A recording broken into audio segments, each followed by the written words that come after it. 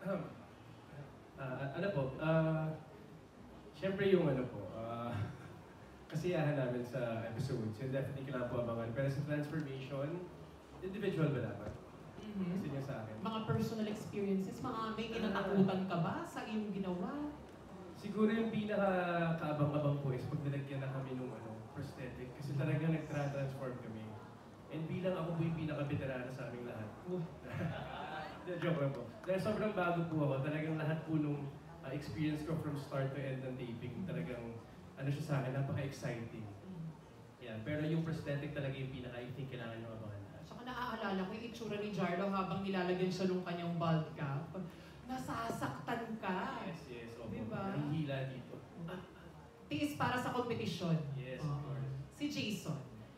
Ako agree, yung ano talaga, yung transformation talaga, kailangan abangan ng mga tao kasi yung mga ibinigay sa amin ng mga icons, halo-halo talaga. May mga iba na medyo similar dun sa namin, style namin sa pagkanta, pero may mga iba na talagang opposite. Kasi ibang-iba talaga na-challenge talaga kami as mga performers na paano ba namin gagawin tong icon na to? Kasi talagang ibang-iba sa style namin eh. Tapos marami kaming iisipin pag nag-perform kami, yung boses kailangan magaya namin, yung mga movements, kung paano kami gagalaw, kung paano kami paano kami kakanta, paano yung mga nuances namin. Hindi lang kasi siya basta gaya lang ng boses eh. Talagang namin i-imbibe talaga namin. Emulate talaga yung yung icon. So yun ang kailangan talaga nilang abangan.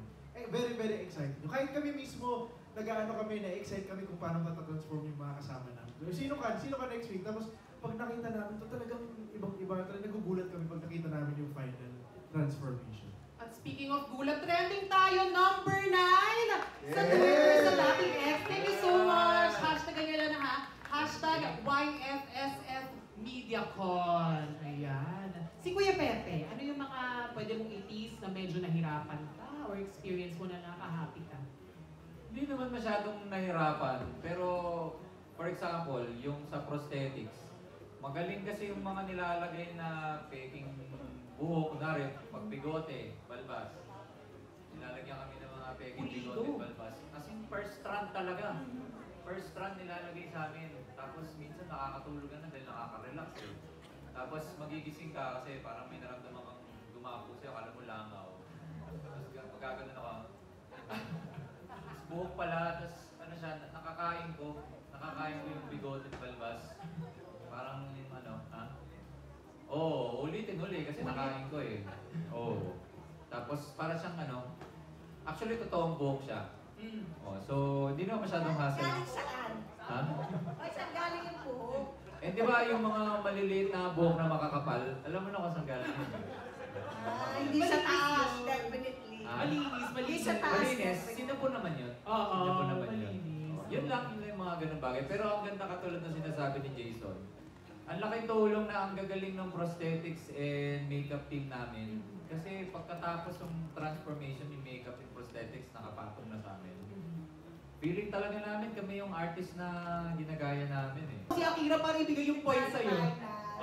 Yung judges, inaabangan niya. Kahit kailan wala akong pinag-usapan dito. Si Kuya Ogie, nakita ko Hindi ako pinakot ka. nagbabaksak.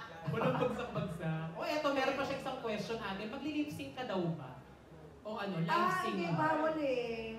Hindi, bawal na. Pantay ang laban, live lahat. Live and alive. Correct. At saka ang tagal talaga nilang pinaggugugulan talaga, yung preparation para sa Kaya maganda, susunod na. maraming natututunan. Tsaka masaya kami. Kami lang Kayo lang. Hindi kami kasama natin. Hindi, masaya kami. Sorry. Siyempre. Thank you so Kaya parang much. hindi kami nagtatrabaho. Parang bandingan, Correct. Thank you so much, Ate Peachy. Make up, ganyan.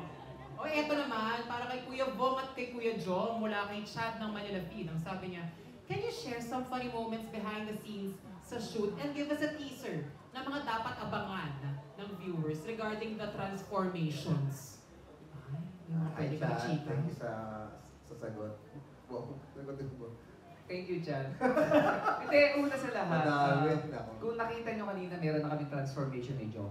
At hindi lang natapos doon, meron pa rin kaming transformation ni Gus Jong na pwede namin may ambang dito sa Your Face. Sounds familiar. Tapos, siguro idagdag na rin natin yung kulitan Kumbaga, ang nahirapan nga daw yung editor nung Your Face Sounds Familiar kasi sobrang haba.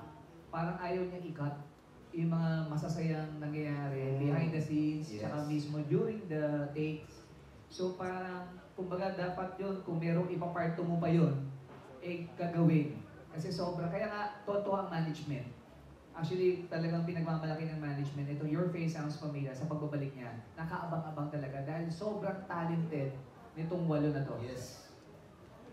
Hindi, kasama ka doon sa 8. Wala lang si Akira, pero kasi ilan kayo ngayon? 7. Kasi yung as-1 nga pala. O sige, 9 na. Hindi, kayo lahat. Kumbaga, mapaproud ka eh. Kumbaga, titingnan natin, yung iba kasi feeling ko sabihin, ba't siya nandun? Ba't siya nandito? Meron po silang galing, kaya ba't po sila nandiyan 8 o 9 sila?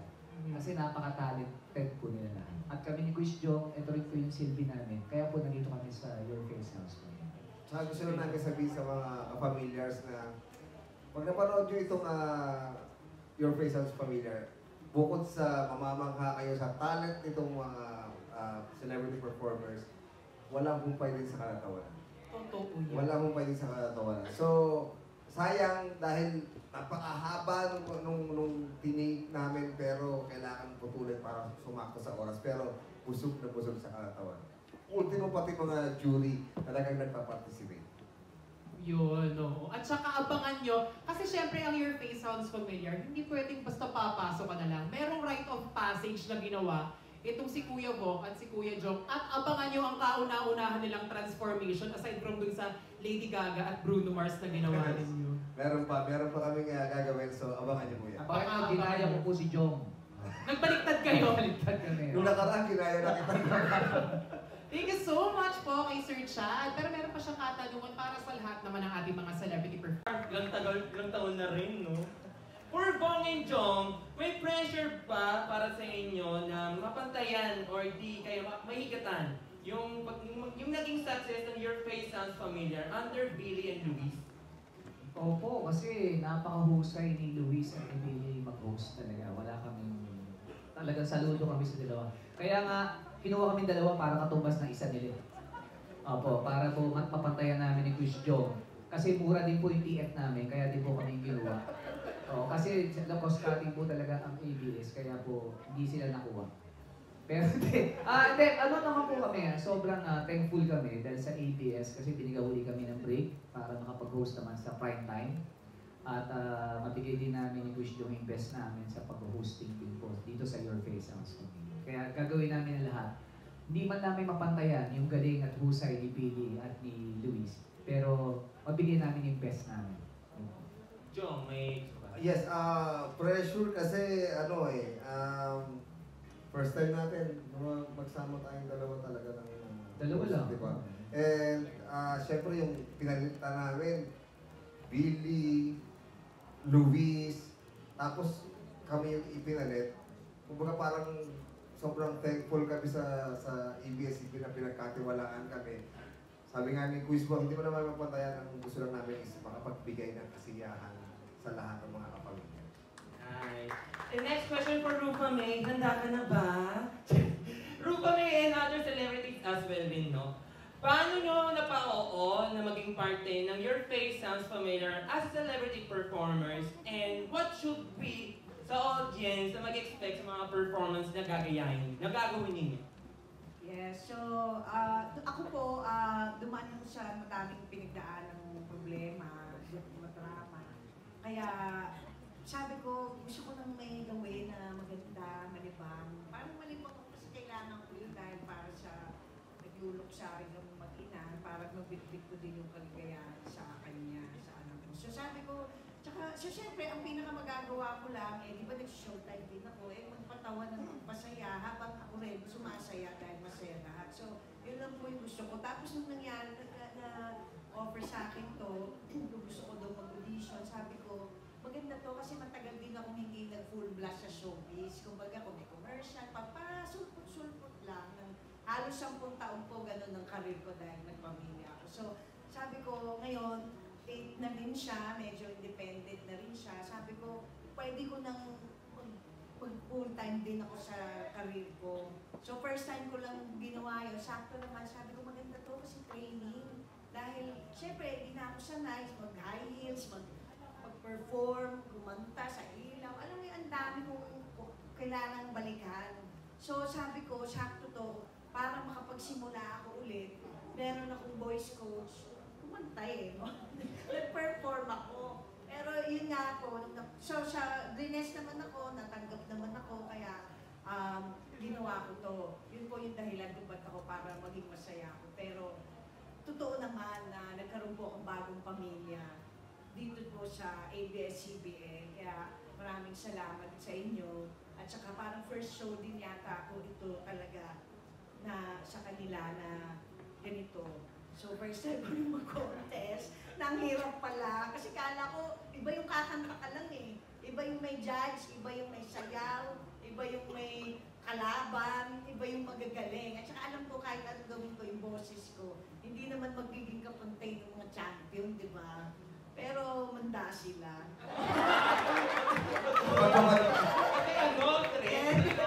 So yun po ang dahilan dahil gusto ko po magkaroon ng bagong pamilya at saka pamilya at gusto ko rin po magpasaya ulit ng tao para sumaya din ako. Kaya I'm depressed but it's okay because there's freedom of the press. So mga press, fans, family, friends, family, yes. Mga press ko kayo pa-depress. Any celebrity din po sa answer ko po sa question. Any celebrity? Eh, kay sino po? Ano gusto ko? Si Alexa. Any Alexa. Post ka na rin. Alexa din yung anak ko eh. Ako naman po, trivia lang siguro. Matagal na po akong dapat nakasali sa Your Face Sounds Familiar. Actually not few pala, many years ago, supposedly magkakaroon ng edition na parang duo. And doon po ako nag-audition talaga. Bagets pa po ako noon. But sadly, hindi natuloy. But it's okay kasi God's timing is perfect. And ngayon, in-offer po ulit sa akin na makasali sa Your Face. And I immediately, without any hesitation, I said yes po agad. Kasi for me, this can be a good avenue to